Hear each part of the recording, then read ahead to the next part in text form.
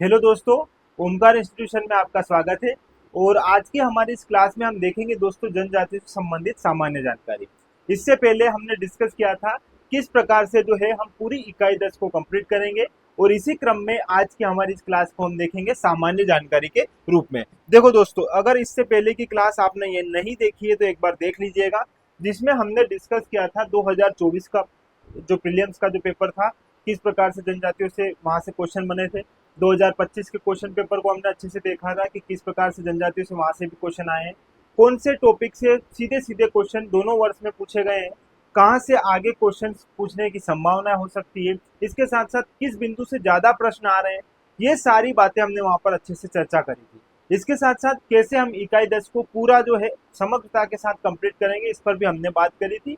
और इसी क्रम में आज हम देखेंगे दोस्तों सामान्य जानकारी। ठीक है, सामान्य जानकारी की आज हमारी इस क्लास में थोड़ा सा आप इसको समझना दोस्तों।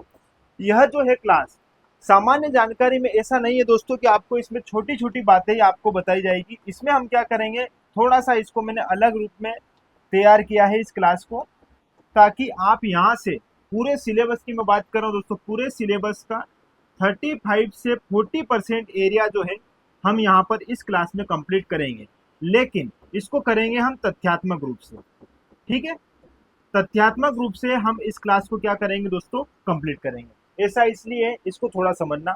देखो दोस्तों, इकाई 10 जो है, ऐसा नहीं है कि इसमें कुछ रॉकेट साइंस है या आपको कुछ अलग से पढ़ना है या कॉन्सेप्ट आपको बिठाना पड़ेगा, ऐसा नहीं है। आपको इसमें केवल तथ्य याद रखना है। आप 2024 का पेपर उठा के देख लो, 2025 का उठाकर देख लो, आपको केवल इतना समझना है कि ये नत्य किसका है, इनका पेय पदार्थ क्या है, इनके निवास स्थान को क्या कहते हैं, ठीक है, कौन से जिले में पाई जाती है, जनसंख्या इनकी कितनी है ना, साक्षरता कितनी है। ये छोटी छोटी बातें ही जो है आपको क्या है, ध्यान में रखनी है। ठीक है, इसीलिए मैंने इस क्लास को थोड़ा उस रूप में प्रिपेयर किया है कि आपको जब इसको पढ़ो तो एक बार में आप पूरे सिलेबस की जो तथ्यात्मक जानकारी है वो यहाँ पर जान लो। फिर जो है हम आगे तो हर जैसे जितनी भी हमारी जनजातियां हैं, हमने बात करी थी, हर जनजाति की विशेषता जो है, हर रूप में जो है हम इनको बेहतर तरीके से पढ़ेंगे। ये सारी जनजातियां हैं, इनकी हर छोटी छोटी बातों को पढ़ेंगे। लेकिन आज की जो हमारी सामान्य जानकारी वाली जो ये क्लास है, इस क्लास में हम दोस्तों पूरे सिलेबस का 30 से 35 या 40% मान लो, 40% एरिया जो है हम यहाँ पर पूरा कवर करेंगे तथ्यात्मक रूप से। ऐसा इसलिए क्योंकि एक बार इनको हम पढ़ लेंगे तो आगे फिर जब हम पढ़ेंगे इनको तो हमें ऐसा कुछ नया नहीं लगेगा। और चीजें दो बार जब सामने आएगी, तीन बार चार बार जब आपके सामने आएगी, तो आप चीजों को बेहतर तरीके से याद कर पाओगे। और मेरा यही एकमात्र उद्देश्य है कि यूनिट 10 में यदि 10 क्वेश्चन आपसे आते हैं आपके एग्जाम में, तो आपसे 10 क्वेश्चन सीधे सीधे बन जाए।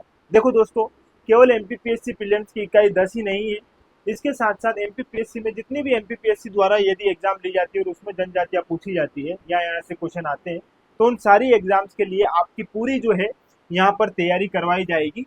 पूरी समग्रता के साथ हम इकाई 10 को अच्छे से कंप्लीट करेंगे। और इसके साथ साथ जितने भी एमपीपीएससी में जनजातियों से संबंधित जो परीक्षा होती है, क्वेश्चन आते हैं, वो सारे क्वेश्चन भी आपके बेहतर तरीके से बने, इसी प्रयास से हम जो है इसको प्रारंभ करेंगे। ठीक है, चलो शुरू करते हैं आज की हमारी इस क्लास को दोस्तों। देखो, सामान्य जानकारी में भी हम क्या क्या पढ़ेंगे, अब आपके मन में आ रहा होगा सामान्य जानकारी में क्या क्या पढ़ेंगे। थोड़ा सा इस पर एक बार चर्चा कर लेते हैं, फिर जो है हम हमारे इस क्लास को आरंभ करेंगे। अब सामान्य जानकारी में दोस्तों सारे आयाम, मतलब बहुत सारी चीजें जो है हम सामान्य जानकारी के रूप में ही पढ़ लेंगे। देखो इसमें क्या क्या आ जाएगा समझना। सबसे पहले तो दोस्तों यहाँ पर इनका समझेंगे हम नामकरण। किन जनजातियों का जो नामकरण जो है, क्या किसने क्या नाम दिया है इनको, ऐसे क्वेश्चन पूछे जाते हैं, इनको अच्छे से समझेंगे। प्लस इसके साथ साथ कुछ विद्वानों ने भी इनके लिए जो है इनकी परिभाषा दी है ना, कुछ विद्वानों द्वारा भी जो है इन पर टिप्पणी की गई है, उन पर हम थोड़ा सा ध्यान देंगे किस प्रकार किसने क्या कहा है। इसके साथ साथ दोस्तों इनका अपना जो है उपनाम, ठीक है, इनके उपनाम से भी पूछा जाता है। प्लस इनकी पहचान, ये स्वयं को किस रूप में जानना चाहता है, कोई महाराणा प्रताप का वंशज मानता है तो फिर क्या मान रहा है, तो इनकी स्वयं की जो पहचान है इसको भी हम यहाँ पर अच्छे से देखेंगे। इसके साथ साथ इनके अपने पेय पदार्थ रहते हैं, ठीक है, पेय पदार्थ हुए, इनका अपना खान पान हुआ, इनके खान पान जो है वो यहाँ से हम देख सकते हैं। इनकी वेशभूषा, ठीक है, इनकी वेशभूषा से भी क्वेश्चन पूछे जा सकते हैं। ठीक है, इसके साथ साथ दोस्तों यहाँ पर इनका निवास स्थान, आपसे इनके निवास स्थान को क्या कहा जाता है, इस प्रकार से भी क्वेश्चन पूछे जा सकते हैं। निवास स्थान के साथ साथ दोस्तों इनसे और क्या, इनके मृत्यु संस्कार हुए इनके, ठीक है, विवाह हुए, नृत्य हुए, ठीक है, नृत्य के साथ इनके गीत हुए, गीत के साथ इनकी चित्रकला हुई, है ना। इनके द्वारा की जाने वाली कृषि कैसी रहती है ना, ये भी पूछा जाता है आपसे, कौन सी कृषि जो है किस जनजाति में प्रचलित है, ऐसा आप देखते हैं, ऐसे क्वेश्चन पूछे जाते हैं। इसके साथ साथ इनके कार्य भी दोस्तों, इनके कार्य के लिए भी, है ना, उनके अपने कार्य रहते हैं, है ना, उनके कार्य जो है उनसे भी हमसे क्वेश्चन पूछा जा सकता है कि जो है ये जनजाति किस कार्य को करती है, इस प्रकार से भी क्वेश्चन पूछे जाते हैं। और इनके त्योहार हो गए, ठीक है, त्योहार के साथ परंपराएं हो गई। तो ये सारी बातें जो है हम यहाँ पर क्या करेंगे, अच्छे से सामान्य जानकारी के रूप में समझेंगे। इसके अतिरिक्त भी और भी 5-7 ऐसे टॉपिक है दोस्तों जो इस क्लास में हम क्या करेंगे, आज कवर करेंगे। तो ये सारी जो है जानकारी आपकी हम सामान्य जानकारी के रूप में देखेंगे। देखो सबसे इंपॉर्टेंट है इसमें एक और नाम यहाँ पर देखो, मान लो जनगणना, ठीक है, या जनसंख्या। इनकी जो जनगणना है ये एक बड़ा बिंदु है, इसको भी हम यहाँ पर कवर करेंगे। देखो यहाँ से क्वेश्चन पूछे जाते हैं, कुछ भी पूछा जा सकता है कि महिलाएं कितनी है किस जनजाति में, है ना, पुरुष कितने हैं, ऐसे सीधे सीधे आपसे क्वेश्चन पूछा जा सकता है। लिंगानुपात पूछा जा सकता है ना, कि इनमें लिंगानुपात किस जनजाति का सर्वाधिक है, किसका सबसे कम है, ठीक है। साक्षरता पूछी जा सकती है कि किस जनजाति की साक्षरता सर्वाधिक है, किसकी सर्वाधिक है, किसकी कम है, ऐसे साक्षरता भी पूछी जा सकती है ना। इनका जो है एरिया, कौन सी जनजाति किस क्षेत्र में ज्यादा रहती, किस जिले में ज्यादा रहती, जिले वाइज पूछे जा सकते हैं ना। जनसंख्या के आधार पर भी पूछे जा सकते हैं और परसेंटेज के आधार पर भी पूछे जा सकते हैं। तो इस प्रकार से आपसे जितने सारे आयाम जो एक सामान्य जानकारी में होने चाहिए वो सारे हम आज की इस क्लास में अच्छे से देखेंगे, ठीक है। चलो दोस्तों सबसे पहले शुरू करते हैं। तो सबसे पहले हम जानेंगे कि सामान्य जानकारी में हम इसको देखते हैं कि अनुसूचित जनजातियां होती क्या है। देखो दोस्तों, आपसे कभी पूछ लिया जाए कि अनुसूचित जनजाति क्या होती है तो आपका जवाब क्या होगा। आप वैसे तो संविधान में इनका बेहतर तरीके से जो है डिस्कस किया हुआ है कि इस आर्टिकल के तहत इनको परिभाषित किया गया है, इसमें इनका जिक्र किया गया है, ये बात संवैधानिक है, इनको हम अच्छे से अभी समझेंगे। आपसे केवल मोटा मोटा पूछ लिया है कि अनुसूचित जनजातियां होती क्या है, तो आप किस प्रकार से अपना जवाब दोगे, थोड़ा सा इसको समझना अच्छे से। देखो अनुसूचित जनजातियां मतलब जनजाति भी हमारी तरह ही क्या है दोस्तों, एक मानव ही है, ठीक है। और यह जो है मानव का एक ऐसा समूह है जो क्या है, हमसे थोड़ा पृथक तरीके से रहता है। मतलब रहता है इससे क्या है कि ये इनका जो खान पान है हमसे थोड़ा अलग है, ठीक है। इनके जो रहने की जो तरीके है वो हमसे अलग है, निवास स्थान इनका आप देखते हो अलग है, ठीक है। इनकी जो कलाएं हैं, इनकी संस्कृति, इनकी परंपराएं हमसे थोड़ा क्या है दोस्तों अलग। ऐसा अलग इसलिए है क्योंकि ये हमने क्या किया है दोस्तों, समय के साथ अपना विकास किया है, आधुनिकता की ओर हम धीरे धीरे आगे बढ़ते जा रहे हैं। लेकिन इन्होंने अपनी जो है परंपराएं, रीति रिवाज, खाना पीना, रहना सारा जो है यथावत रखा, उनको संजोए रखा, उनको बचा कर रखा, और उन्हीं में आज अपना जीवन यापन ये करते हैं। इसलिए हम इनको एक अलग दर्जा देते हैं जिसे हम अनुसूचित जनजाति के रूप में यहाँ पर समझते हैं, ठीक है। देखो अब इसको थोड़ा सा और अच्छे से समझिएगा दोस्तों। देखो ये क्या है, मानव है, हमारी तरह ही क्या है, ये भी मानव है। और मानव का ये क्या है दोस्तों, एक समूह है, क्या है, समूह है। और मानव का यह समूह जो है क्या है, सामाजिक रूप से, आर्थिक रूप से, शैक्षणिक रूप से हमसे क्या है, थोड़ा पिछड़ चुका है। यही हमारा समुदाय जो है या यही हमारी जातियां जो है क्या कहलाती है, अनुसूचित जनजातियां, ठीक है। अब दोस्तों इसके पीछे थोड़ी सी और कहानी समझना। ये तो सारे आयाम हम समझते हैं, लेकिन संविधान जो है इनको अलग रूप से परिभाषित करता है ना। संवैधानिक तरीके से यदि हम इनको परिभाषित करें तो यहाँ पर थोड़ा सा आप समझना। एमपीपीएससी प्रीलिम्स में 2 क्वेश्चन सीधे सीधे आपसे पूछे गए थे, 2025 में पूछे गए थे प्रीलिम्स में। एक आर्टिकल आया था दोस्तों 342 और एक आर्टिकल आया था 332। दोनों को अच्छे से समझाऊंगा। इससे पहले आपने एक अनुच्छेद और देखा होगा जो कहता है 366 सब क्लोज 25। कई बच्चे ये नहीं समझ पाते कि ये क्या कहना चाहता है और ये क्या कहना चाहता है। इसकी पिक्चर थोड़ी क्या है दोस्तों, अलग है, इसको हम थोड़ा सा बाद में देखेंगे। पहले इन दोनों को देखो, ठीक है। एक आर्टिकल 342 है और एक आर्टिकल है 366, सब क्लोज 25। देखो अब इसको थोड़ा सा समझना दोस्तों, दो जो 366 है ये क्या कहेगा समझना, ये केवल परिभाषा देता है। ये क्या देता है दोस्तों, केवल परिभाषा देता है। ये परिभाषित करता है कि अनुसूचित जनजातियां क्या होती है। ठीक है, ये क्या देता है, केवल डेफिनेशन देता है। लेकिन ये डेफिनेशन जो दे रहा है इसमें ये कह रहा है कि इसमें जो भी जो जनजाति है वो जनजाति कौन होगी, जो किसके अंतर्गत शामिल होगी, 342 के अंतर्गत शामिल होगी। मतलब 342 में जो भी चीज आएगी वो क्या कहलाएगी, अनुसूचित जनजाति कहलाएगी। ये परिभाषा देता है आर्टिकल 366। ठीक है, थोड़ा सा इसको समझना। अब जो 342 है ये क्या कहता है, और यही हमारी एमपीपीएससी प्रीलिम्स में पूछा गया था दोस्तों। इस आर्टिकल के अनुसार जो राष्ट्रपति है वो राष्ट्रपति क्या करेगा दोस्तों, जो राष्ट्रपति है ये क्या करेगा, जितने भी देश के केंद्र शासित प्रदेश है और राज्य है इनमें अनुसूचित जनजातियों को क्या करेगा, घोषित करेगा। ठीक है, कोई सी जाति है, कोई समुदाय है तो वो अनुसूचित जनजाति है या नहीं है, इसके लिए राष्ट्रपति क्या करेगा दोस्तों, अधिसूचना जारी करेगा। ठीक है, अधिसूचना जारी करने के पश्चात यह जो है संसद की सहमति से ही फिर क्या किया जाता है दोस्तों, उसको जो है अनुसूचित जनजाति जो है घोषित कर दिया जाता है। ठीक है, बाद में फिर यदि उसमें बदलाव करना हो तो वो फिर एक कानून के माध्यम से संसद ही करती है।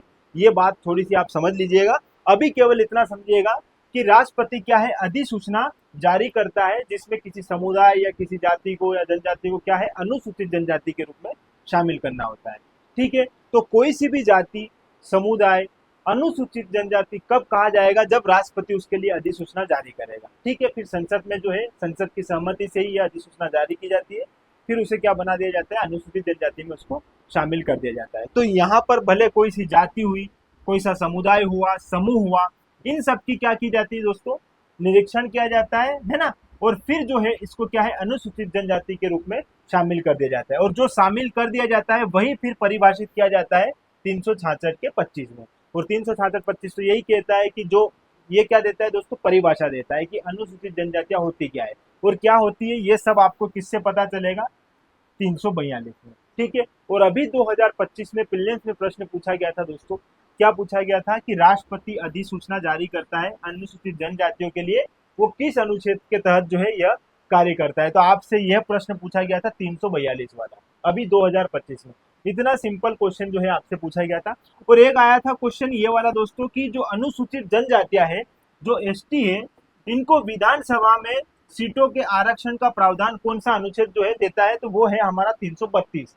तो ये दोनों बातें जो है आपसे पूछी गई थी, इस बात को थोड़ा सा ध्यान रखना। ठीक है, तो ये अनुसूचित जनजातियों के लिए हो गई। थोड़ी सी बात आप यहाँ पर अगर देखना चाहो तो एससी की भी देख लो, अनुसूचित जाति की भी देख लो दोस्तों। ठीक है, एससी की यदि बात करें तो इसमें भी इसी प्रकार परिभाषित किया गया है 366 के 24 में, और यहाँ पर आर्टिकल आ जाएगा 341।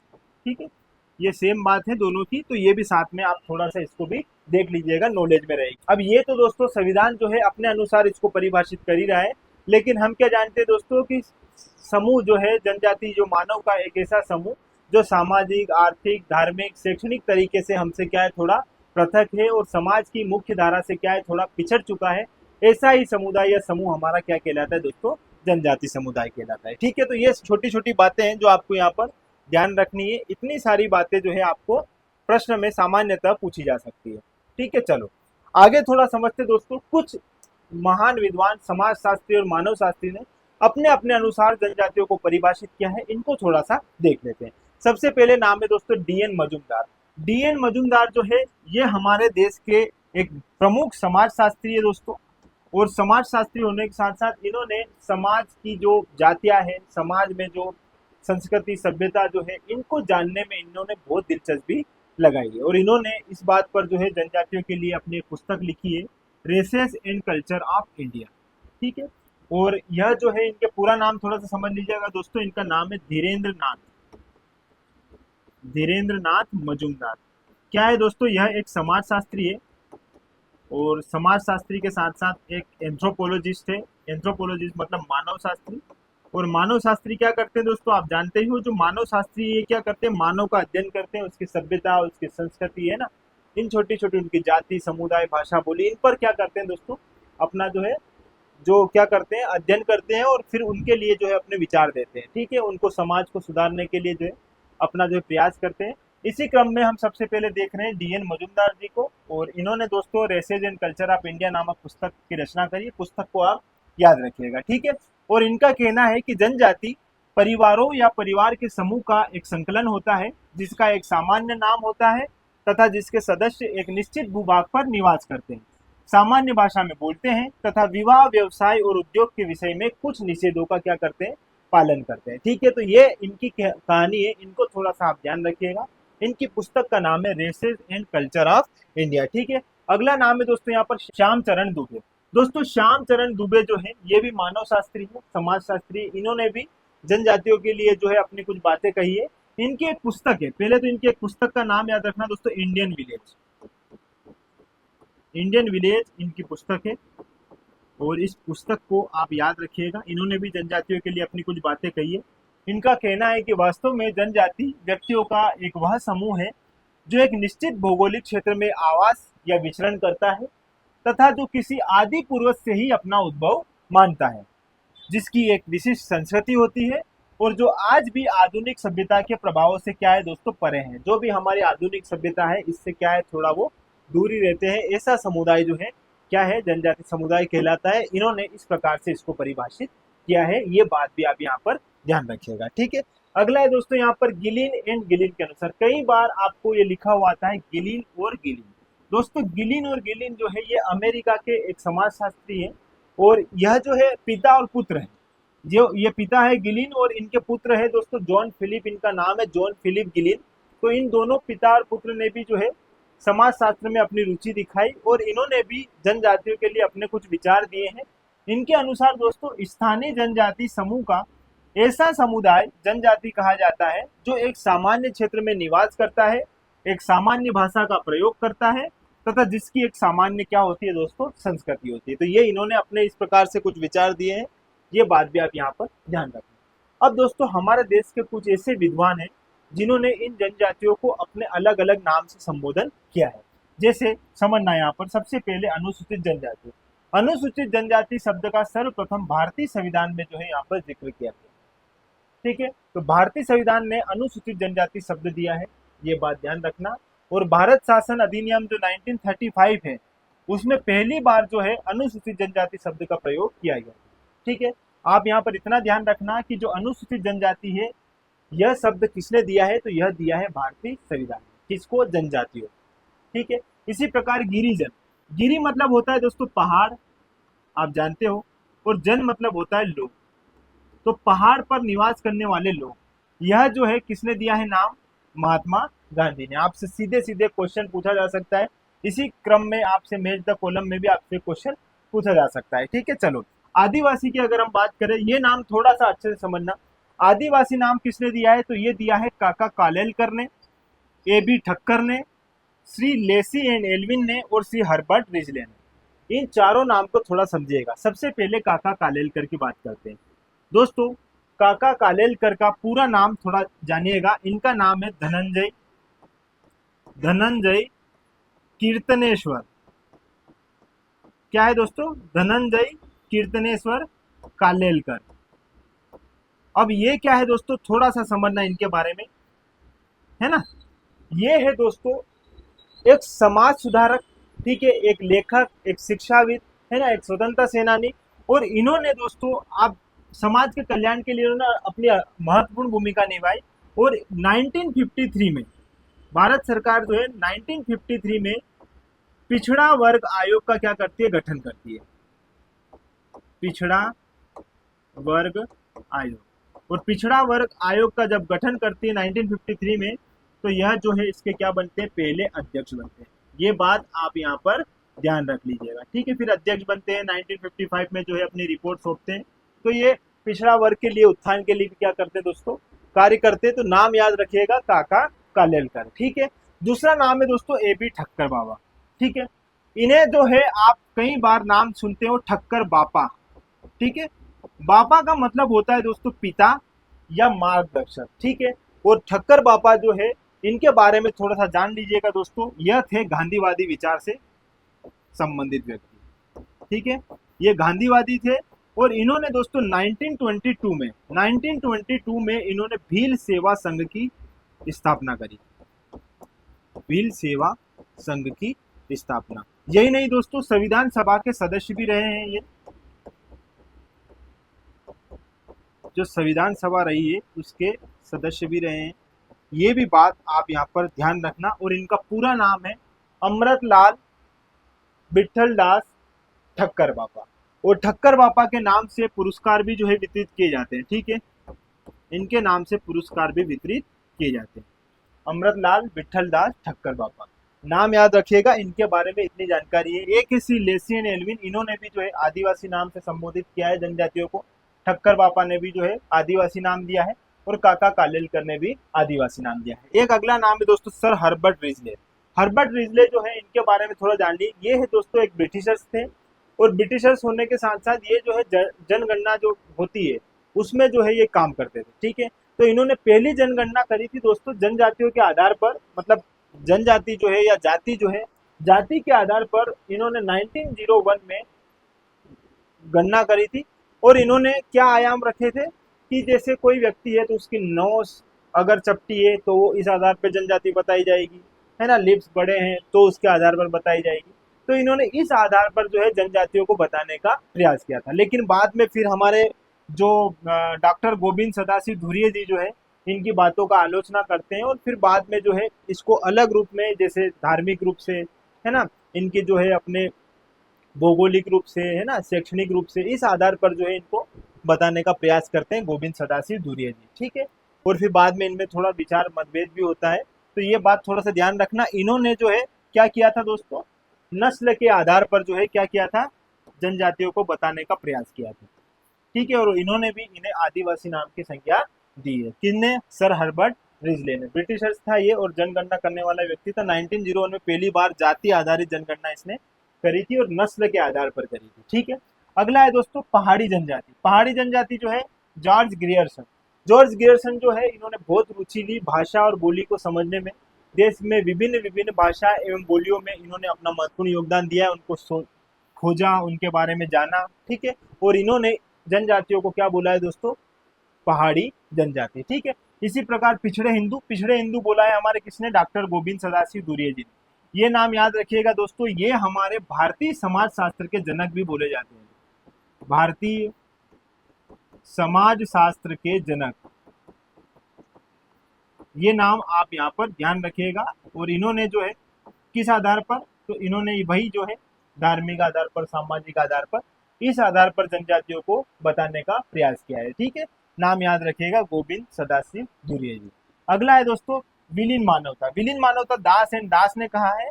और दलित वर्ग आप जानते हो दोस्तों, अंग्रेजों द्वारा इन्हें जनजातियों को पहली बार जो दलित नाम से जो संबोधित किया गया। तो इस प्रकार से आपसे यहाँ से भी क्वेश्चन पूछे जा सकते हैं।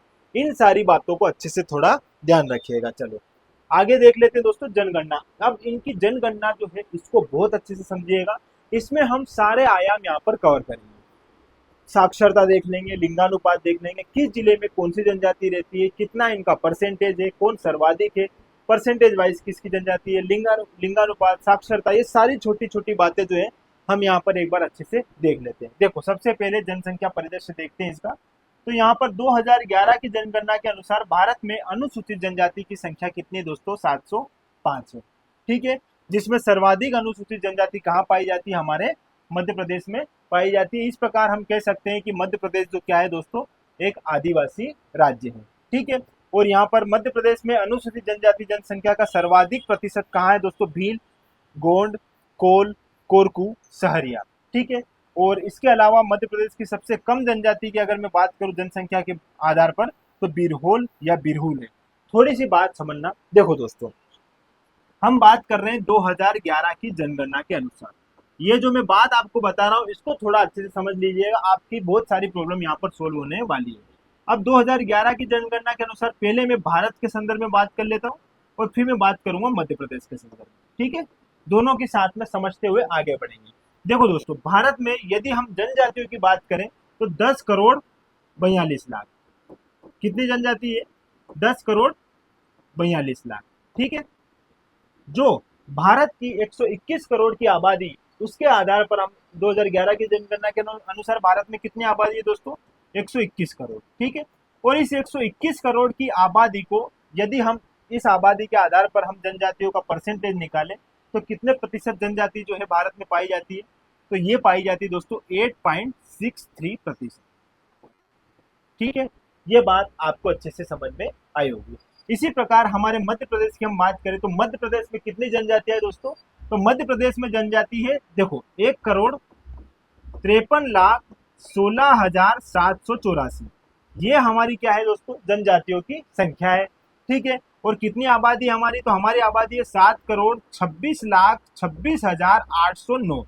ये बात भी आपको यहाँ पर पता होगी। इतनी हमारी 2011 के जनगणना के अनुसार हमारे मध्य प्रदेश की जनसंख्या है। ठीक है, अब यदि इसका भी मैं परसेंटेज निकालूं कुल अगर आबादी में से जनजातियों का, तो कितना आ जाएगा? 21.09%। ठीक है, कई जगह आपको 21.10% भी मिलेगा, तो आपको परेशान नहीं होना है।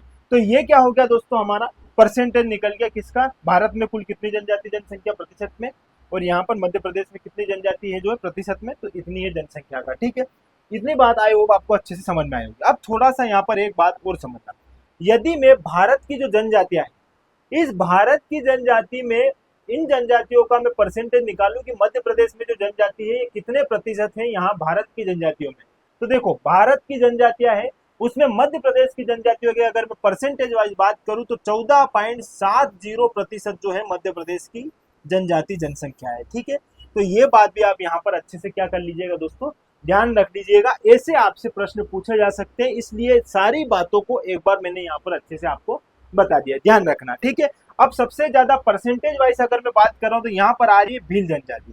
भील जनजाति परसेंटेज के आधार पर मध्य प्रदेश की सर्वाधिक क्या है दोस्तों? सबसे बड़ी जनजाति है। ठीक है, देखो परसेंटेज अगर आप इसका देखोगे तो परसेंटेज कितना रहेगा इसका, देखो समझना, यहाँ पर ये परसेंटेज है इसका 39.08%। ये इतनी प्रतिशत जनजाति जो है हमारी भील जनजाति है। ठीक है, यदि मैं गोंड की बात करूंगा दोस्तों तो गोंड जनजाति कितनी है? तो गोंड है 33.25%। ये भी यहाँ पर ध्यान रखिएगा। ठीक है, इसके पश्चात कोल की अगर मैं बात करूंगा तो कोल है दोस्तों 7.6%। ये कोल जनजाति है। फिर इसके बाद आ रही है कोरकू, तो कोरकू है दोस्तों 4.77%। ये ध्यान रखिएगा। और फिर है दोस्तों सहरिया, तो सहरिया है हमारी 4.01%। ठीक है, तो ये कुछ बातें जो है आपको यहाँ पर क्या करनी है दोस्तों, ध्यान रखनी है। तो ये है हमारी क्या सर्वाधिक जनजाति। और सबसे कम जो है ये है बिरहोल जो 0.001% है। ठीक है, और ये बिरहोल जो है ये पाई कहाँ पर जाती है ये भी ध्यान रखिएगा दोस्तों। ये हमारा जो भोपाल है, भोपाल वाले क्षेत्र में, ठीक है, हमारा इंदौर वाला जो क्षेत्र है इसमें, हमारा जो जबलपुर वाला क्षेत्र है, यहाँ पर जो है बिरहोल जनजाति पाई जाती है जो मध्य प्रदेश की सबसे कम जनसंख्या वाली जनजाति है। ठीक है, कितनी है इनकी जनसंख्या? 52। ठीक है, तो ये छोटी छोटी बातें ही जो है आपको यहाँ पर ध्यान रखनी है। ठीक है, चलो थोड़ा आगे बढ़ लेते हैं दोस्तों। अब एक बार सब अच्छे से समझते हैं। 2011 की जनगणना के अनुसार मध्य प्रदेश में जनजातियों की कुल आबादी 1,53,16,784 है ना, तथा संपूर्ण भारत में 10,82,00,000। ये दोनों बात आपको अच्छे से ध्यान रखनी है। इसके पश्चात दोस्तों भारत की कुल जनसंख्या में जनजाति जनसंख्या जो है 8.63% है, ये बात ध्यान रखिएगा। और मध्य प्रदेश में कुल जनजाति जनसंख्या का कितना है दोस्तों? 21.09%। ये हमने बात अभी कर ली है। और मध्य प्रदेश की आदिवासी जनसंख्या का देश की आदिवासी जनसंख्या में 14.70% योगदान है, ये भी हमने अच्छे से देख लिया है। ठीक है, चलो मध्य प्रदेश का जनजाति जनगणना की दृष्टि से देश में तीसरा स्थान है, ध्यान रखिएगा। ठीक है, और देश में जनजाति जनघनत्व 32 व्यक्ति प्रति वर्ग किलोमीटर है। ये किसमें दोस्तों? देश में। ठीक है, और यहाँ पर मध्य प्रदेश में अगर यदि देखा जाए तो मध्य प्रदेश में 50 व्यक्ति प्रति वर्ग किलोमीटर जो है जनजाति व्यक्ति पाए जाते हैं। ठीक है, चलो इस प्रकार मध्य प्रदेश देश का ऐसा राज्य है जहां पर हर 5वां व्यक्ति अनुसूचित जनजाति वर्ग का मिलेगा आपको। ठीक है, अनुसूचित जनजाति की जनसंख्या की दृष्टि से मध्य प्रदेश का देश में प्रथम स्थान है। और यदि हम प्रतिशत के आधार पर देखें तो कौन सा स्थान है? 13वां स्थान है।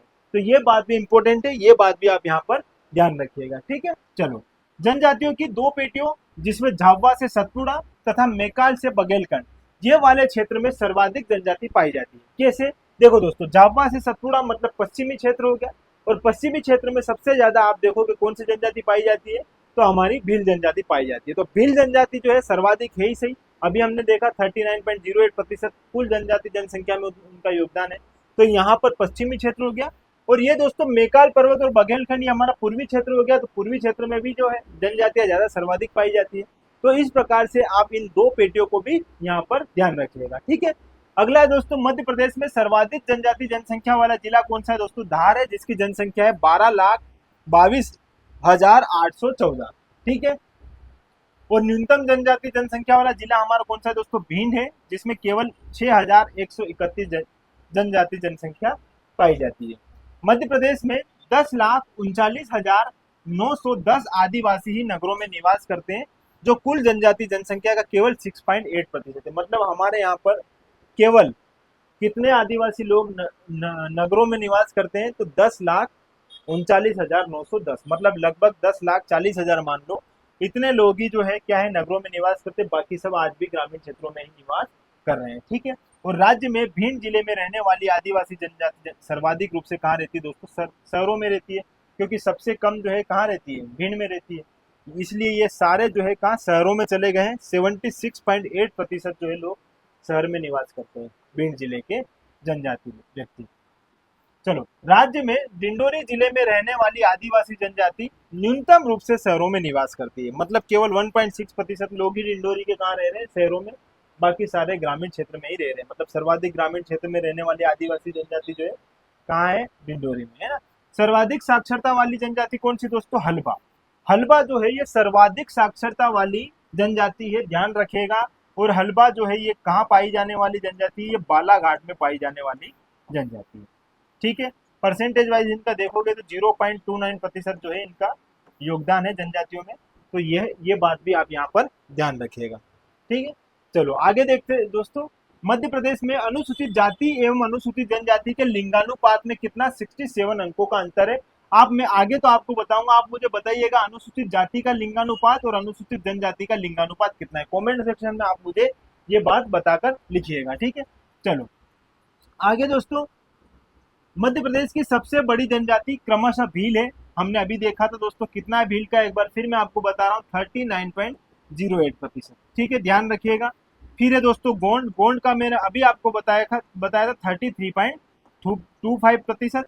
फिर कोल का अभी हमने देखा था दोस्तों, कोल कितना है दोस्तों? 7.6%, 7.6% कोल है। फिर आ जाएगी कोरकू 4.77%, और फिर आ जाएगा सहरिया कितना? 4.01%। तो ये सर्वाधिक जो है परसेंटेज के आधार पर जो है हमारी जनजाति है, ठीक है, जो राज्य में पाई जाती है। गोंड जनजाति प्रदेश के सभी जिलों में, लगभग 24 जिलों में जो है ये पाई जाती है। कौन सी जनजाति? गोंड जनजाति। तो ये बात भी आप यहाँ पर ध्यान रखिएगा, ठीक है। देखो ये लिंगानुपात वाली बात कर रहे हैं, तो सर्वाधिक लिंगानुपात वाली जनजाति कौन सी दोस्तों? पाओ है। कितना? 1000 महिलाओं पर 1041 जो है पुरुष यहाँ पर पाए जाते हैं। किस जनजाति में? पाओ जनजाति में।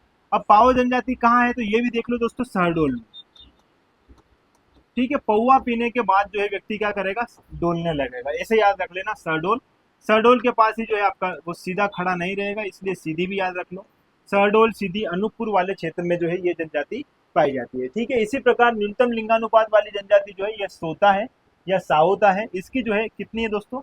681 जो है यहाँ पर लिंगानुपात है, सावता। और ये जो है कहाँ है दोस्तों? ये सागर में। सागर हुआ, रायसेन हुआ, दमोह हुआ, इस क्षेत्र में पाई जाने वाली ये क्या है? एक जनजाति है। इसको भी आप यहाँ पर ध्यान रखिएगा, ठीक है। अनुसूचित जनजाति शब्द का, देखो यहाँ पर शब्द का सर्वप्रथम प्रयोग जो है भारत शासन अधिनियम जो है 1935 में लिया गया था। मैंने थोड़ी देर पहले ही आपको ये बताया था, ठीक है। और अनुसूचित जनजाति जो है नामकरण जो है किसने दिया है? ये भारतीय संविधान में, ठीक है। आदिवासी शब्द का प्रयोग सर्वप्रथम अमृतलाल विठल दास ठक्कर बापा, ये जिनकी हमने बात करी थी, इन्होंने आदिवासी शब्द दिया है। ये भी हमने अच्छे से देख लिया था, इनको भी आप यहाँ पर ध्यान रखिएगा। चलो अब थोड़ा सा 2011 की जनगणना के अनुसार इन सारी जनजातियों को बहुत अच्छे से समझ लेते हैं।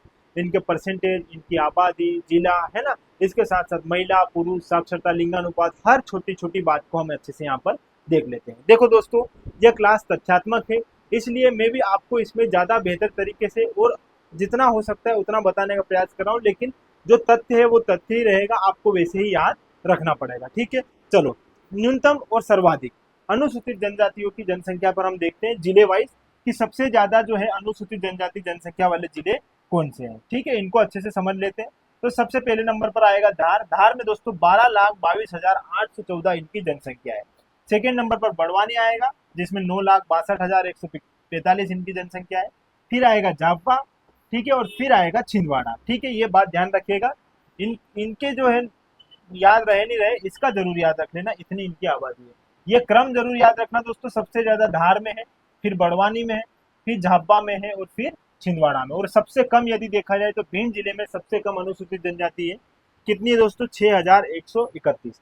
फिर उसके बाद दतिया आएगा, थोड़ा सा ज्यादा है भिंड से दतिया में, दतिया से थोड़ा ज्यादा मुरैना में, और मुरैना से थोड़ा ज्यादा मंदसौर में। तो ये क्रम याद रखना, भिंड, दतिया, मुरैना और मंदसौर, और उधर याद रखना दोस्तों धार, बड़वानी, झाबुआ और छिंदवाड़ा।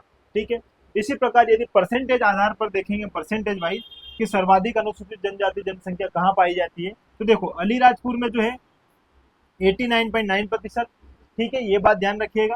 फिर है दोस्तों झाबुआ में 87%, फिर बड़वानी में 69.4% और फिर आएगा डिंडोरी में 64.7%। यहाँ पर दोस्तों अलीराजपुर में परसेंटेज वाइज जो है सबसे ज्यादा अनुसूचित जनजाति पाई जाती है।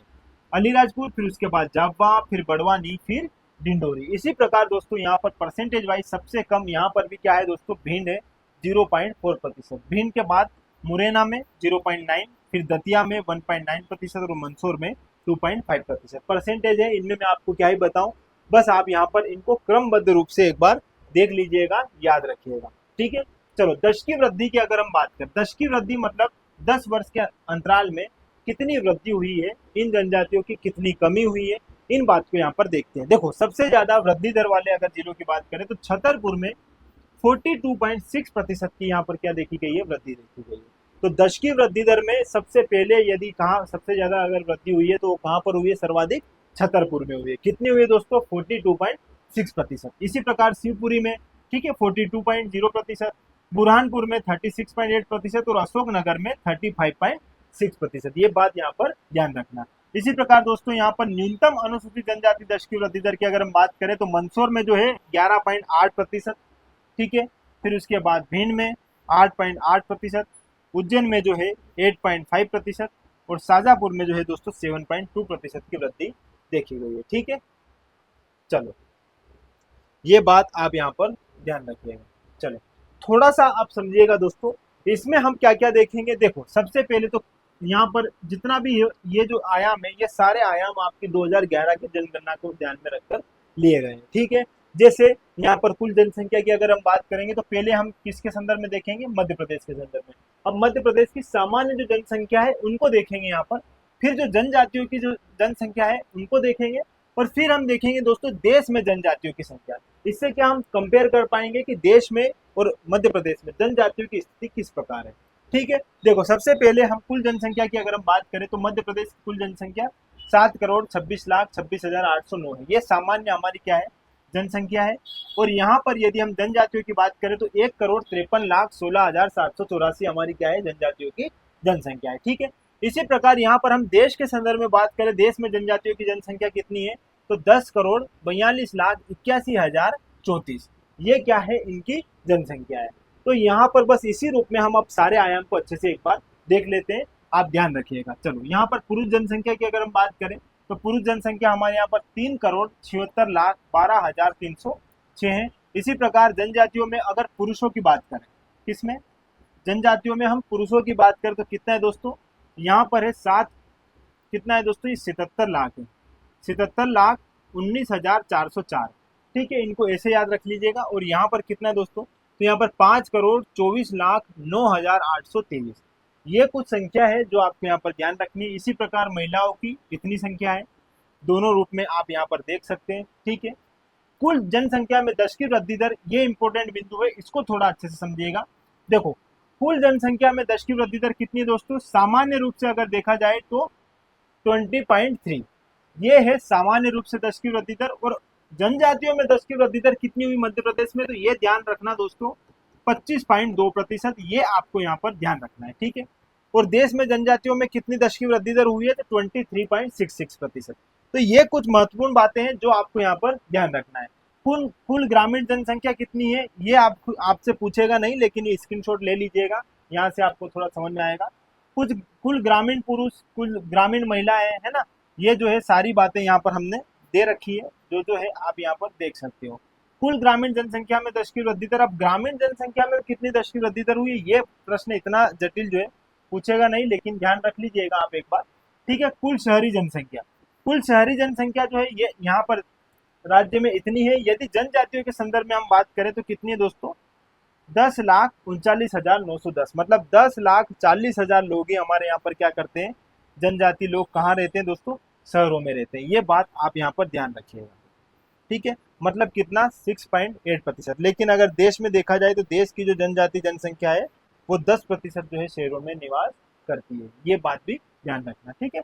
शहरी पुरुष कितने हैं, तो ये शहरी पुरुष का डेटा है, ये आप एक बार यहाँ पर देख लीजिएगा। सारे नोट्स में मैं आपको यहाँ पर प्रोवाइड करवा दूंगा, पीडीएफ जो है डल जाएगी ऐप पर, ऐप के माध्यम से आप पूरा जो है अच्छे से जो है पूरा सारे नोट्स बेहतर तरीके से कंप्लीट कर पाओगे, पढ़ लोगे, ठीक है। शहरी महिलाओं की संख्या इतनी है, ठीक है, ये बात आप यहाँ पर ध्यान रखना। कुल शहरी जनसंख्या में 10 की वृद्धि दर, ये भी इतना इंपॉर्टेंट नहीं है, इतना आपसे पूछेगा नहीं। लिंगानुपात, अब इसको थोड़ा सा देख लीजिए। लिंगानुपात की यदि हम बात करें सामान्य रूप से, यदि मध्य प्रदेश में लिंगानुपात देखा जाए तो 9:3:1 हमारा लिंगानुपात है, ठीक है। और यहाँ पर यदि हम जनजातियों के संदर्भ में बात करें तो यहाँ कितना है दोस्तों, 984 हमारा यहाँ पर क्या है, लिंगानुपात है, ठीक है। ये बात ध्यान रखिएगा, इंपॉर्टेंट है। और जनजातियों में यदि देखा जाए देश में, तो देश के संदर्भ में और ज्यादा है, 990 जो है देश में लिंगानुपात है, ठीक है। ग्रामीण लिंगानुपात दिया हुआ है, शहरी लिंगानुपात दिया है। अब देख लेते हैं दोस्तों शिशु लिंगानुपात। शिशु लिंगानुपात यदि हम देखें तो यहाँ पर 918 हमारे मध्य प्रदेश का है, ठीक है।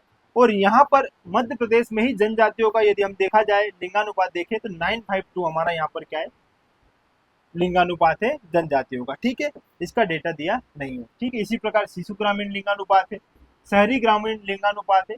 कुल साक्षरता दर, ये भी इंपॉर्टेंट है। इस साक्षरता दर को देखिएगा दोस्तों, यहाँ पर 69.3% जो है हमारी राज्य की जो है साक्षरता दर है।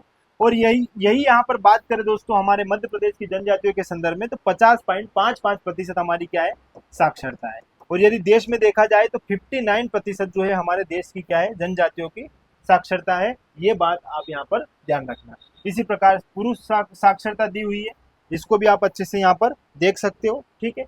इसी प्रकार महिला साक्षरता भी दी गई है, ठीक है। ये महिला साक्षरता भी आप यहाँ पर ध्यान रखना है ना। इसी प्रकार कुल ग्रामीण साक्षरता दर, ग्रामीण पुरुष साक्षरता दर, ग्रामीण महिला साक्षरता दर, कुल शहरी साक्षरता दर, शहरी पुरुष साक्षरता दर और शहरी महिला साक्षरता दर।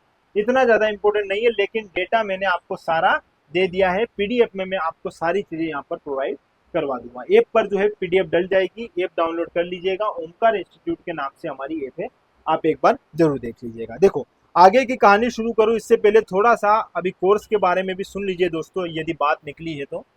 देखो यदि आप एमपीपीएससी मेंस प्रीलिम्स दोनों प्रिपेयर करना चाहते हो तो हमारी यह जो बैच प्रारंभ हो चुकी है दोस्तों, जिसमें हम क्या कर रहे हैं दोस्तों, यहाँ पर प्रीलिम्स प्लस मेंस। यदि आप 2026 को टारगेट करते हुए प्री प्लस मेंस का प्रिपरेशन करना चाहते हैं तो आप केवल मात्र दोस्तों कितने 10,000 रुपए में प्री प्लस मेंस को अच्छे से प्रिपेयर कर सकते हो, ठीक है। इसमें आपको बेहतर और बहुत बेहतर जो है टीचर आपको यहाँ पर गाइड करेंगे, सारी चीजें आपको समझाएंगे, बहुत अच्छे आपको नोट्स प्रोवाइड करवाए जाएंगे। साथ ही साथ दोस्तों टेस्ट सीरीज भी जो है आपको यहाँ पर दी जाएगी। यदि आप ऑनलाइन इसको देखते हो तो ऑनलाइन फिर आप इस नंबर पर जो है किसी भी प्रकार का डाउट, एमपीपीएससी प्रीलिम्स या मेन से इंटरव्यू से संबंधित, टेस्ट में लिखना कैसे, नंबर कम क्यों आ रहे हैं, सारी बातें जो है आप इस नंबर पर कॉल करके पूछ सकते हो, मैसेज कर सकते हो, लिख सकते हो, आंसर अपना लिख कर भेज सकते हो। सारी बातें जो है मेरा प्रयास रहेगा आपको बेहतर टीम के साथ जो है आपको मार्गदर्शन दिलाया जाए, ठीक है। इसके साथ साथ दोस्तों यह जो है बैच, अगर आप केवल मेंस करना चाहते हैं 2026 को ध्यान में रखकर, तो आप मेंस केवल 8,000 रुपए में पूरा मेंस जो है आपका करवाया जाएगा। और केवल प्रीलिम्स करना चाहते हैं 2026 को ध्यान में रखकर तो 3,000 रुपए इसकी फीस है। और दोस्तों इसमें आपको सारे नोट्स जो है 10 यूनिट के नोट्स दिलाए जाएंगे, प्लस आपको टेस्ट सीरीज भी प्रोवाइड करवाई जाएगी। हर बिंदु आपको बेहतर तरीके से समझाया जाएगा, ठीक है। आप इसको एक बार जरूर देखिएगा। और यदि आप इकोनॉमिक्स की बात करें मेंस के थर्ड पेपर के पार्ट ए की, तो आप इस बेस से जुड़ जाइएगा। यह जो है दोस्तों 999 रुपए में जो है आपको पूरा दिया जा रहा है, जिसमें आपको एक यूनिट, 2 यूनिट, 3 यूनिट, 4 यूनिट, इसके साथ साथ जो 5वीं यूनिट है डेटा विश्लेषण और सांख्यिकी वाली, वो भी यहाँ पर आपको प्रोवाइड करवाई जाएगी। और इनके साथ साथ आपको बेहतर नोट्स भी इनके प्रोवाइड करवा दिए जाएंगे। ऐप पर इसकी क्लासेस डल चुकी है, आप एक बार ओमकार इंस्टीट्यूट की ऐप जो है डाउनलोड कर लीजिएगा, वहां जाकर देखिएगा, उसमें आपको सारा जो है मटेरियल मिल जाएगा। ठीक है, चलो शुरू कर लेते हैं वापस अपनी कहानी दोस्तों। तो यहाँ पर हमने जनसंख्याओं की बात कर ली है और जनसंख्याओं का जितना हमने डेटा था वो यहाँ पर देखा है। अभी और भी बहुत सारी चीजें बची है जिनको अब हम आगे बढ़ाते हैं। ठीक है, चलो अब जो मैं बता रहा हूँ दोस्तों वो है मध्य प्रदेश के संदर्भ में। यह डेटा आपको कहीं नहीं मिलेगा, पूरे विश्वास से कह रहा हूँ। किसी भी मार्केट की किताब में चले जाओ, कोई भी किताब जो है आप देख लो, उसमें आपको ये जो डेटा मैं देने वाला हूँ ये नहीं मिलेगा। ये आपको मिलेगा केवल इन 2 पुस्तकों में, जिसमें एक जो है अभी अपडेट होकर आने वाली है और एक जो है हमारी किताब हमने लॉन्च करी थी 2024 में। देखो इनके बारे में भी थोड़ा सा बता देता हूँ दोस्तों। 2024 में हमने हमारा प्रथम संस्करण जारी किया था इस किताब के माध्यम से, यूनिट 10 को ध्यान में रखकर। आप YouTube पर देख सकते हो दोस्तों, मैंने डाले हैं जो आयोग के क्वेश्चन है, उन आयोग के क्वेश्चन का मैंने पेज भी डाला है, प्लस हमारी किताब के जो पेज नंबर है वो भी मैंने डाले हैं। टू द पॉइंट सारी बातें मैंने डाली है। 10 में से 10 क्वेश्चन जो है हमारी इस किताब से आए। 2025 में भी एज इट इज यही सारी बातें जो है 9 क्वेश्चन सीधे सीधे जो है हमारी इस पूरी किताब से आए। अब जो है हम इसको अपडेट कर रहे हैं और अपडेट करके इसको जो है जल्दी ही मार्केट में लॉन्च करने वाले हैं। 2026 के प्रीलिम्स को ध्यान में रखें। तो एक बार मार्केट में जब आप जाओ तो इस किताब को जरूर देखिएगा। यूनिट 10 को समग्रता के साथ हमने यहाँ पर कंप्लीट किया है। ठीक है, इसको एक बार जरूर देखिएगा। तो ये जो डेटा मैं अब आपको पढ़ाने जा रहा हूँ, ये डेटा आपको मिलेगा हमारी इस पुस्तक में।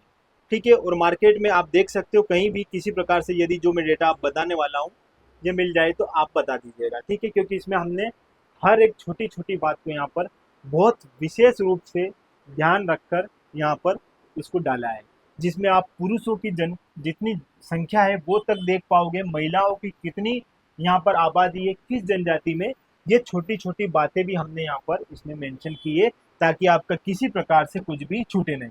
दोस्तों डेटा के अगर मैं डेटा को ध्यान में रखकर बात करूं तो डेटा को लेकर आपको किसी प्रकार से हमारे संस्थान द्वारा कोई कमी नजर नहीं आएगी। वैसे हमारा प्रयास रहता है कि हम किसी प्रकार से कुछ भी ऐसा आपको अन्यथा ना दें जो आपकी एग्जाम से संबंधित ना हो, और हमारा यही प्रयास रहता है कि आपको बेहतर से बेहतर कंटेंट दिलाया जाए। ठीक है, तो बस इसी प्रयास में हमने जो है ये सारा मटेरियल जो है रेडी किया है। आप देखिएगा, आपको इसका महत्व अच्छे से समझ में आएगा। ठीक है, चलो देखो दोस्तों, मध्य प्रदेश में कुल कितनी जनजातियां हैं तो ये आपको पता होना चाहिए, 43 जनजातियां। ठीक है, कितनी जनजाति है मध्य प्रदेश में? 43।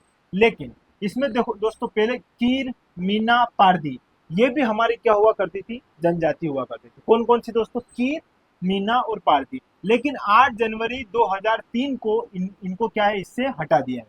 पहले 46 हुआ करती थी, कीर, मीना, पारदी को हटाने के पश्चात अब जो है वर्तमान में 43 हमारी क्या है दोस्तों? जनजातियां है। ठीक है, तो मध्य प्रदेश में कितनी जनजातियां निवास करती है? 43। अब इन 43 जनजातियों को बेहतर तरीके से एक बार क्या कर लेते हैं, इनका सूक्ष्म अवलोकन कर लेते हैं। ठीक है, चलो सबसे पहले बात करते हैं भील भिलाला जनजाति। और भील जो है ये सर्वाधिक रूप से हमारे मध्य प्रदेश में पाए जाने वाली जनजाति है। एक बात तो ये ध्यान रखिएगा, सर्वाधिक जो है कौन सी? भील जनजाति। इनकी जनसंख्या कितनी है दोस्तों? तो इनकी है दोस्तों, यहाँ पर देखिएगा 59,93,921 यहाँ पर इनकी क्या है? पॉपुलेशन है। ठीक है, ये बात ध्यान रखना। इसमें पुरुष कितने हैं? तो इसमें इतने पुरुष है 30,16,455 के आसपास, और महिलाएं हैं इनमें 29,77,476। ये इतनी क्या है इनमें? महिला है। अब यहाँ पर शहरों में कितने निवास करते हैं? तो शहरों में निवास करते हैं दोस्तों 3,44,764। और यहाँ पर ग्रामीण क्षेत्रों में कितने निवास करते हैं? तो 56,49,157 जो है यहाँ पर ग्रामीण क्षेत्रों में निवास करते हैं। तो ये जो है इतना ज्यादा, भले देखो कुल याद रख सकते हो, ये इतना ज्यादा याद रखने की आपको आवश्यकता नहीं है। ठीक है, आपको याद क्या रखना है दोस्तों? ये परसेंटेज। कुल जनजाति जनसंख्या का कितना प्रतिशत है भील जनजाति? तो 39.08%। ठीक है, इस प्रकार आपको ध्यान रखना है। अब इसी क्रम में मैं आपको आगे बताऊंगा। आप यहाँ पर ये डेटा जो है ध्यान में रख सकते हो, स्क्रीनशॉट ले सकते हो। ठीक है, गोंड की अगर मैं बात करूं दोस्तों, तो गोंड जो है इनकी 50 लाख के आसपास जो है क्या है, इनकी भी आबादी है, और इतने पुरुष है, इतनी महिलाएं हैं। ठीक है, इतने लोग शहर में निवास करते हैं, इतने लोग ग्रामीण क्षेत्रों में निवास कर रहे हैं, और इनकी जो है कुल जनजाति जनसंख्या इनका अगर प्रतिशत देखें तो कितना है दोस्तों, 33.25%। इसी प्रकार कोल है, ठीक है, कोल का भी आप यहाँ पर डेटा देख सकते हो, और कोल का यदि हम देखें तो 7.62% क्या है इसका योगदान है जनजाति जनसंख्या के प्रतिशत में। इसी प्रकार कोरकू है दोस्तों, कोरकू की आबादी भी क्या है, इतनी इनकी आबादी है, और यहाँ पर 4.77% जो है ये क्या करती है, योगदान देती है ना। इसी प्रकार सहरिया हुई, सहरिया की अगर हम बात करें तो इनका क्या है दोस्तों, 4.01% क्या करती है, ये भी कुल जनजाति जनसंख्या में अपना योगदान देती है। ठीक है, तो ये है बात। फिर हम बात कर लेते हैं बेगा। ठीक है, तो बेगा जो है दोस्तों 2.71% जो है बेगा जनजाति है, जिसमें इनकी कुल आबादी 4,14,526 है। इतने पुरुष है, इतनी महिला है, इतने शहर में रहते हैं, इतने ग्रामीण क्षेत्र में रहते हैं। इसी प्रकार भारिया, भूमिया, पलिया या पंडो, इनकी आबादी इतनी है, कितनी है दोस्तों, 1,93,230। इसमें पुरुष इतने हैं, महिलाएं इतनी हैं, शहर में इतने लोग निवास करते हैं, ग्रामीण क्षेत्र में इतने लोग निवास करते हैं, और कुल जनजाति जनसंख्या का प्रतिशत कितना है दोस्तों इनका, 1.26%। इसी प्रकार शोर है, शोर का ये डेटा आप यहाँ पर देखिए, इनका परसेंटेज 1% है।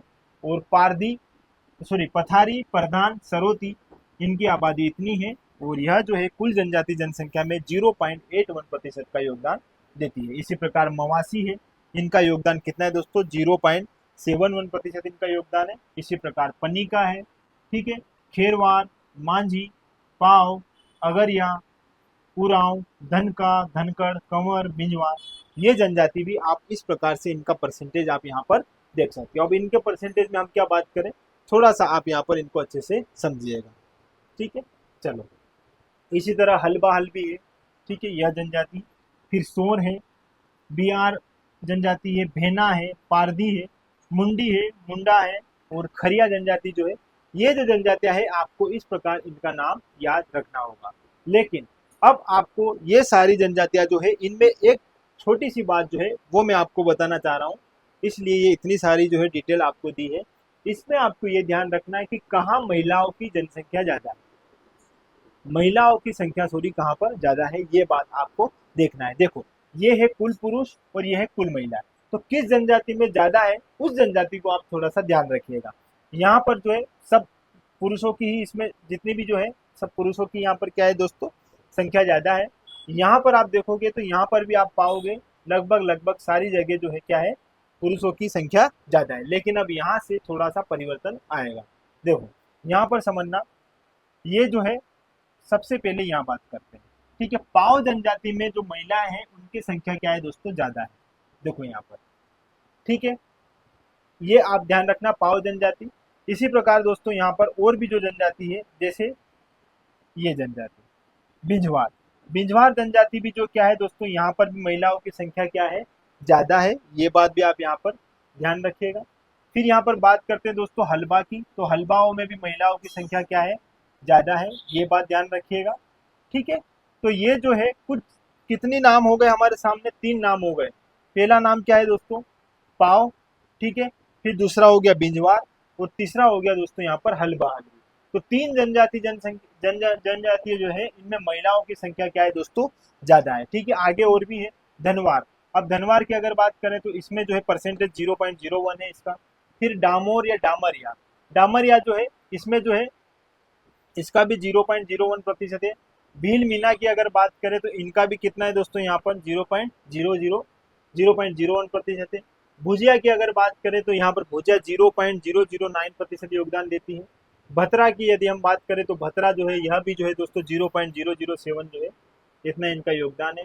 सांवर या संवरा की अगर हम बात करें तो यहाँ पर महिलाओं की संख्या भी कम ही है इनसे, और इसमें भी जो है क्या है दोस्तों, यहाँ पर 0.006% योगदान करती है। इसी प्रकार कोरवा या कोड़ाकू की अगर हम बात करें तो यहाँ पर महिलाओं की संख्या क्या है, ज्यादा। कोरवा या कोड़ाकू में महिलाओं की संख्या क्या है दोस्तों, ज्यादा है। तो इस जनजाति को भी नोट डाउन कर लीजिएगा, 0.006% इसका योगदान है। इसी प्रकार कमार की अगर हम बात करें तो यहाँ पर महिलाएं एवं पुरुष दोनों क्या है दोस्तों, बराबर है। ठीक है, ये बात ध्यान रखना। आगे दोस्तों मझवार, मझवार की अगर हम बात करें तो यहाँ पर मझवार का योगदान है 0.003%। फिर गदाबा या गदबा, अगर गदाबा या गदबा की बात करें तो इसका भी 0.003% योगदान है। नगेसिया या नगासिया, यह जो है इसकी जो है कितना दोस्तों योगदान है, 0.002%। कालम या कोलम जो है, यहाँ पर भी जो है महिला एवं पुरुष दोनों की संख्या क्या है दोस्तों, समान है, ये बात ध्यान रखिएगा। सावता या सोता, यह जो है कितनी दोस्तों, 0.001% योगदान देने वाली जो है संख्या है इसकी। कोरकू जो है, इसको थोड़ा सा कारकू, कारकू अलग है, कोरकू अलग है। कारकू जो है दोस्तों, यह 0.001% योगदान देने वाली जनजाति जनसंख्या है इसकी भी। प्रजा जो है, यहाँ पर भी जो है कितना है दोस्तों, 0.009% योगदान देती है। अब लास्ट के तीन जो है ये आप याद रखिएगा। ऐसा इसलिए क्योंकि घटते क्रम में भी आपसे पूछा जा सकता है कि सबसे कम जनजाति जनसंख्या वाली जनजाति कौन सी है। तो यहाँ पर ये तो आप बता दोगे कि बिरहोल या बिरहुल है, जो कहाँ पर किस क्षेत्र में पाई जाती है दोस्तों, हमारा भोपाल हुआ, ठीक है, जबलपुर हुआ, इंदौर हुआ, ठीक है। ये जो बात आप यहाँ पर तो आप अच्छे से देख सकते हो। इसके साथ साथ दोस्तों इससे पहले वाली जनजाति भी आप याद रखना, कोंद, जिसे कई बार खोड़ भी बोला जाता है और कांद भी बोला जाता है, तो इसको थोड़ा वैसे याद रखना। सेकेंड लास्ट हमारी ये है, ठीक है। फिर थर्ड वाली जो है हमारी आंध है, ठीक है।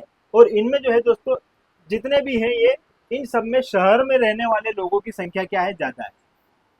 ये क्या है, शहरों में ज्यादा रहने लग गए हैं, ठीक है।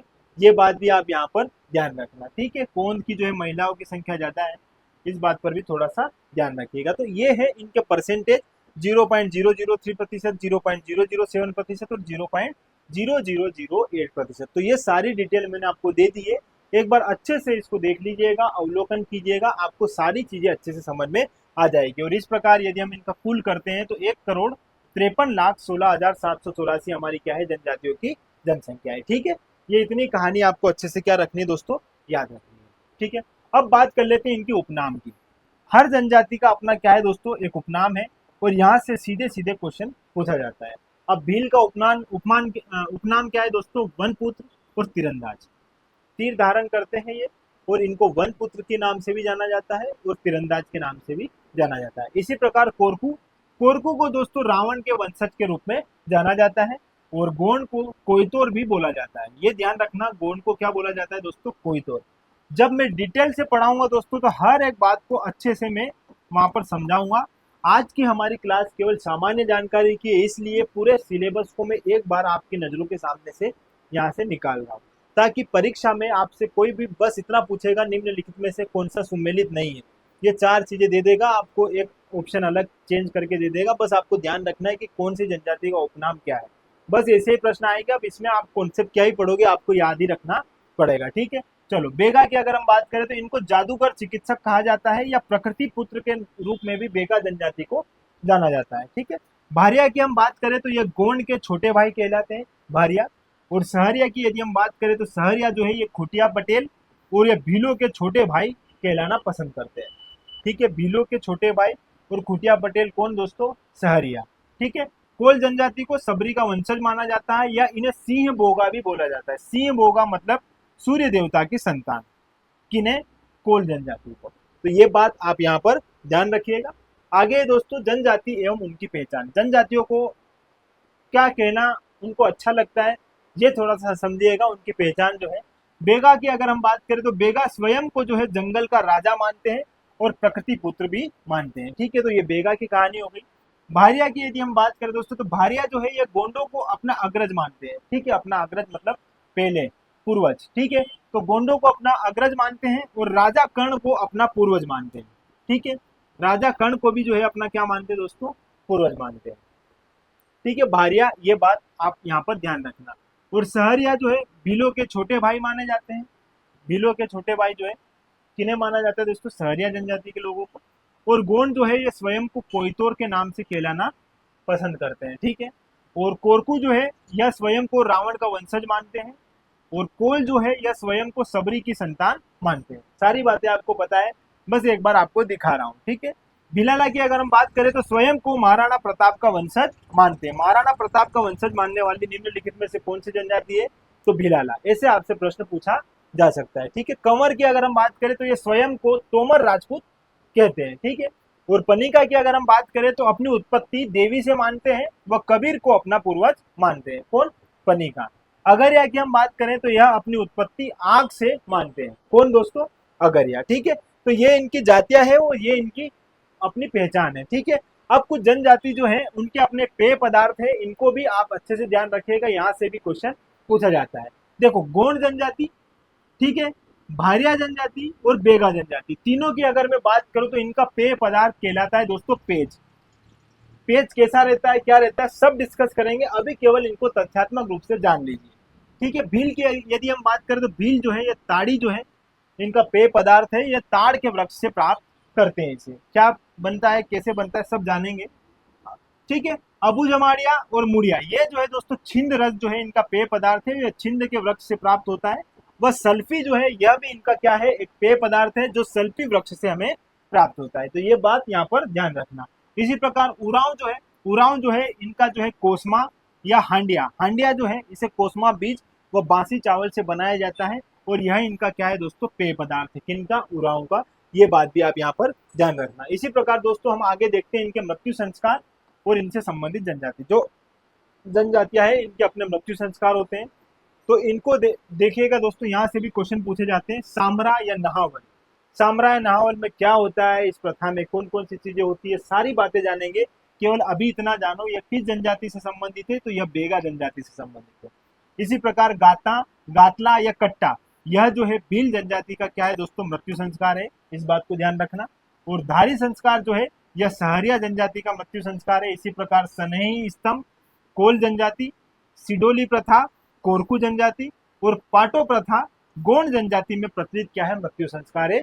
इन सारी बातों को आपको यहाँ पर अच्छे से क्या रखना है दोस्तों, याद रखना है। ठीक है, स्क्रीनशॉट भी आप यहाँ पर ले सकते हो। अब इनकी अपनी क्या है दोस्तों, चित्रकला है, इनको थोड़ा सा समझते हैं। कोल जो है इनकी चित्रकला को कहा जाता है मगरोहन। अब इसमें क्या होता है, कैसे होती है, सारी चीजें जानेंगे। अभी केवल इतना जान लो, कोल जनजाति में कौन सी चित्रकला प्रचलित है, मगरोहन। इसी प्रकार भारिया में डोरा, गोंड में डिगना और नोह डोरा, ये प्रश्न पूछा गया है, ये गोंड जनजाति संबंधित है। और भील में दोस्तों पिथोरा, नंदना प्रिंट और कचोली, यह जो है क्या है दोस्तों, इन चित्रकला का संबंध जो है इन जनजातियों से है। ये बात आप यहाँ पर ध्यान रखना, इस प्रकार से भी आपसे क्वेश्चन पूछा जा सकता है। ठीक है, इसी प्रकार दोस्तों जनजाति एवं उनके युवाग्रह, युवाग्रह लिविंग वाला जो है पूरा इसमें वैसा रहता है, इसको थोड़ा समझिएगा। देखो, भारिया जो है इनमें कौन सा युवाग्रह, रंगभंग। इसी प्रकार उराव में धुमकोरिया, मुंडो या हाव, यह जो है गतियोरा। मुड़िया में घोटुल प्रथा, गोंड में घोटुल प्रथा, भूया में धांगन बासा। ठीक है, धांगन बासा, ये जो है आप नाम याद रखिएगा। ये इन जनजातियों में प्रचलित क्या है दोस्तों, युवाग्रह है।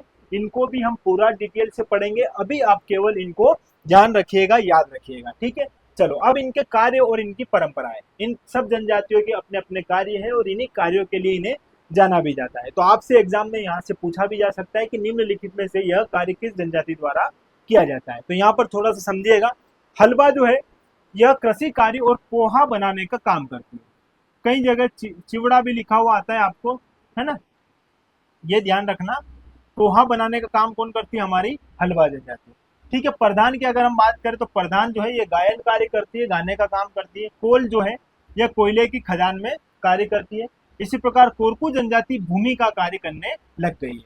ओझा की यदि हम बात करें तो यह बीमारी का जड़ी बूटी से उपचार करने का कार्य करते हैं। और यदि खेरवार की हम बात करें तो ये पेड़ से कत्था निकालने का कार्य करते हैं। कौन? खेरवार जनजाति के लोग। इसी प्रकार अगरिया जनजाति जो है लोह धातु जो है पिघलाने का काम करती है। मुड़िया जनजाति काष्ठ व लोहे, लकड़ी और लोहे से शिल्प कला का काम करने का कार्य कौन सी जनजाति करती है, मुड़िया जनजाति करती है। ठीक है, इसी तरह बंजारा है, बंजारा कंघी बनाने का कार्य करते हैं। कुंदेर जो है यह सुपारी पर कलाकारी करने का कार्य करती है। कौन दोस्तों? कुंदेर जनजाति। पनिका जो है यह बुनकरों का काम करती है या दर्जी का कार्य करने का काम करती है, हमारी पनिका जनजाति। भारेवा जो है यह ढोकरा कला का कार्य करती है। ढोकरा कला क्या है, ठीक है, बुनकर क्या है, सुपारी से कलाकारी कैसे की जाती है, क्या होता है, सारी चीजों को हम अच्छे से समझेंगे। अभी केवल इनको तथ्यात्मक रूप से जान लीजिएगा। ठीक है, चलो आगे बात करते हैं दोस्तों जनजातियों के पंचायत एवं उनके प्रमुख। कई बार यहाँ से क्वेश्चन पूछा जाता है। देखो, कोल जनजाति की जो कोल जनजाति है उसकी जो पंचायत है उसको कहते हैं दोस्तों गोहिया, और इस पंचायत का जो प्रमुख रहता है उसको बोलते हैं दोस्तों गोटिया। ठीक है, गोहिया और गोटिया दोनों नाम याद रखना। गोहिया जो है यहाँ इनकी पंचायत है कोल की, और गोटिया इनका क्या है, मुखिया है या प्रमुख है। इसी प्रकार गोंड जनजाति जो है इसमें भोई, मांझी या देशमुख जो है इनका क्या रहता है, प्रमुख रहता है। ठीक है। उरांव जनजाति में महतो प्रमुख रहता है और खेरवार जनजाति में महतो मांझी प्रमुख रहता है। कौन है क्या है सब समझेंगे, अभी इनको तथ्यात्मक रूप से थोड़ा सा एक बार मोटा मोटा देख लो। इसी प्रकार इनके अपने नृत्य होते हैं, इन नृत्य को देखिएगा। गोंड जनजाति में प्रचलित नृत्य है गेंडी, रीना, टीना, गोचो। इसी प्रकार बेगा जनजाति में है बिलमा, मुड़िया जनजाति में है छेरता, कोरकू जनजाति में है चटकोरा, ग्वालियर क्षेत्र में रागिनी नामक नृत्य जो है किया जाता है, मालवा में मटकी और मंडला में कर्मा। ठीक है, तो ये नाम जो है आपको ध्यान होगा ही, इनको भी हम समझेंगे, अभी केवल इनको मोटा मोटा एक बार जान लीजिए। ठीक है, आगे इनकी अपनी बोलियां होती है, भाषा होती है, इनको समझिएगा। हल्बा जनजाति में बोली जाने वाली बोली कौन सी है, हल्बी। भारिया में भरनोटी या भरियाटी, भील में भीली और बारेली, गोंड में कौन सी दोस्तों, गोंडी, और उरांव में कौन सी, कुड़ुक। तो ये सारी जनजाति भी आपको यहाँ पर क्या करनी है दोस्तों, याद रखनी है। इन जनजातियों की भाषा बोली भी आपसे पूछी जा सकती है। इसी प्रकार दोस्तों जनजातियां एवं उनके निवास स्थान, निवास स्थान में क्या है दोस्तों, यहाँ पर भील, भील का निवास स्थान फालिया कहलाता है। कैसे रहते हैं ये निवास स्थान, कैसे बनाया जाता है, सब पर चर्चा करेंगे, अभी केवल इतना ध्यान रखिए। भारिया में ढाना, ठीक है। कोल में दोस्तों कोलहीन टोला, बंजारा में टांडा, बेगा में पुरवा या टोला, सहरिया में सहराना। ये इनके क्या है दोस्तों, निवास स्थान है। इनको भी एक बार यहाँ पर मोटा मोटा देख लीजिए, फिर इन पर हम अच्छे से चर्चा करेंगे। ठीक है, इसी प्रकार इनकी अपनी कृषि रहती है। ठीक है, जैसे बेगा जनजाति में कौन सी कृषि की जाती है, बेवार या पोंडू। कैसे होती है कृषि, क्या प्रकृति रहती है इसकी, इसको अच्छे से समझेंगे। फिर गोंड जो है इनमें बारी, भील में जो है चिमाता, भारिया में जो है डाहिया या दोहिया, और कोरबा में जो है ये बोवारा जो है यहाँ पर झुम कृषि की जाती है। ठीक है, इसी प्रकार इन जनजातियों के अपने गीत हैं, जैसे बिरहा या ददरिया गीत किसमें प्रचलित है दोस्तों, गोंड जनजाति में। रेलो गीत जो है किसमें प्रचलित है, भील जनजाति में। पंडवानी जो है ये किसमें, प्रधान जनजाति में प्रचलित लोकगीत है। ठीक है, तो इनको हम अच्छे से देखेंगे। ठीक है, तो अब जो है दोस्तों थोड़ा सा यहाँ पर समझ लेते हैं इनके देवी देवता। इनके देवी देवता और उनके कार्य क्या है, ये भी प्रश्न आपसे सीधे सीधे एग्जाम में पूछा जा सकता है। ठीक है, चलो ठाकुर देव जो है ये क्या करते हैं दोस्तों, गांव की क्या करते हैं, रक्षा करने वाले, है ना। गांव या सृष्टि की रक्षा करने वाले देवता है ठाकुर देव, ऐसा इनका मानना है। ठीक है, इसी प्रकार जो बूढ़ा देव है ये पीढ़ियों की रक्षा करने वाले देवता है, अपनी जो पीढ़ियां है उनका क्या करते हैं, रक्षा करते हैं। ठीक है, इसी प्रकार दूल्हा देव जो है ये बीमारियों से रक्षा करने वाले देवता है, कौन, दूल्हा देव। इसी प्रकार लिंगोपेन जो है यह गोंड जनजाति के आदि पुरुष माने जाते हैं, कौन, लिंगोपेन, याद रखना दोस्तों। ठीक है, नाहरजा जो है ये जंगल में मवेशियों की रक्षा करने वाले देवता है, और जो भीलट देव है ये मनोकामना को पूरे करने वाले देवता है। इसी प्रकार दंड देवी जो है ये वनों में मनुष्य की हिंसक पशुओं से क्या करती है, रक्षा करने वाली देवी है। मारी देवी जो है यह शिकार के देवता है, जिनका निवास स्थान वृक्षों में होता है। इसी प्रकार भाटवर्षी जो है यह शिकार के देवता है। नाखो कुंवर देव यह पशुओं की रक्षा करने वाले देवता है। ठीक है, इसी प्रकार खनेरा देव जो है यह गांव में बीमारियों को प्रवेश करने से रोकते हैं। ठीक है, और खेड़ा देव जो है यह कृषि और पशुओं के देवता है। भीमसेन कृषि देव है, ये ध्यान रखिएगा। बाघरा देव पशुओं की रक्षा करने वाले देवता। बड़ा देव जो है यह गोंडों के सर्वोच्च देव हैं, जो साल या साज के वृक्ष में निवास करते हैं। ठीक है, इसी प्रकार लोहासुर जो है यह अगरिया जनजाति के प्रमुख देवता है, जिनका निवास स्थान धधकती हुई भट्टी है। इसी प्रकार गल देव जो है यह भगवान नरसिंह का रूप है, जो मनोती को पूर्ण करते हैं। इसी प्रकार बंजारिन माई जो है यह वन देवी के नाम से प्रसिद्ध देवी है।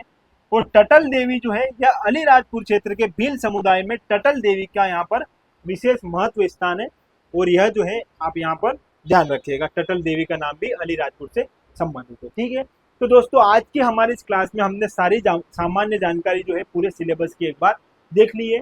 अब जो है हम क्रमबद्ध रूप से हमारे सिलेबस को आगे बढ़ाएंगे। ठीक है, अब देखो आज की हमारी इस क्लास में हमने सामान्य जानकारी देख ली है। अब नेक्स्ट जो हमारी क्लास रहेगी उसमें हम देखेंगे जनजातियों से संबंधित संवैधानिक प्रावधान।